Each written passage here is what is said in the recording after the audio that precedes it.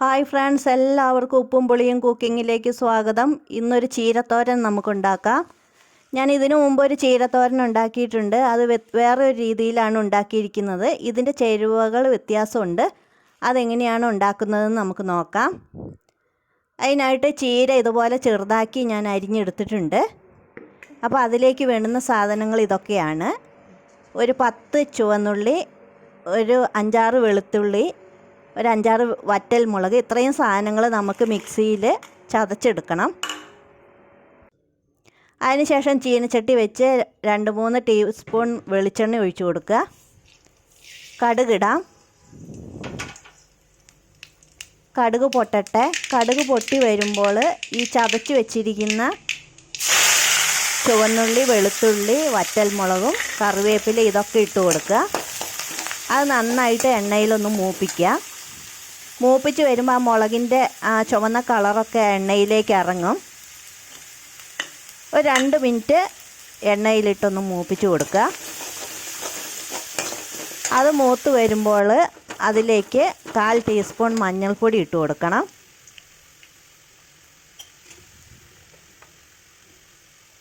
പിന്നെ മുളക് പൊടി ഒരു 1/4 ടീസ്പൂൺ ഇട്ട് കൊടുക്കുക. പിന്നെ 1 കപ്പ് തേങ്ങ ഇട്ട് കൊടുക്കുക. തേങ്ങ നന്നായിട്ട് കൂട്ടി ഇളക്കുക. ഇത് ഒരു 2 മിനിറ്റ് ഇങ്ങനെ ഇളക്കി കൊടുക്കണം. അതിൻ്റെ പച്ചമണമൊക്കെ മാറാനാണ്. അത് കഴിഞ്ഞിട്ട് ചീര അതിലേക്ക് ചേർത്ത് കൊടുക്കുക. നന്നായിട്ട് കൂട്ടി ഇളക്കുക. നന്നായിട്ട് കൂട്ടി ഇളക്കിയതിന് ശേഷം അതൊന്ന് നന്നായിട്ട് പൊത്തി വെച്ച് അവിടെ മൂടി വയ്ക്കണം. ആവശ്യത്തിന് ഉപ്പിട്ട് കൊടുക്കണം കേട്ടോ. ഉപ്പിടുന്ന കാര്യം പറയാൻ ഞാൻ മറന്നു.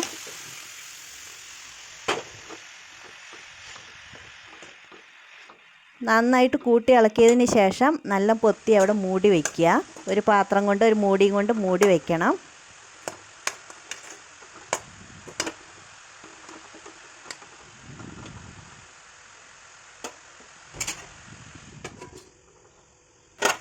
ഒരു 2 മിനിറ്റ് കഴിഞ്ഞ് വീണ്ടും ഒന്നും കൂടെ ഇളക്കിയിടുക.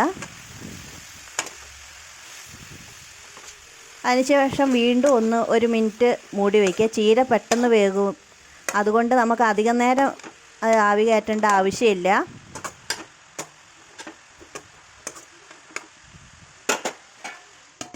ഇപ്പോൾ നമ്മുടെ ചീര ഉപ്പേരി റെഡി ആയിട്ടുണ്ട്.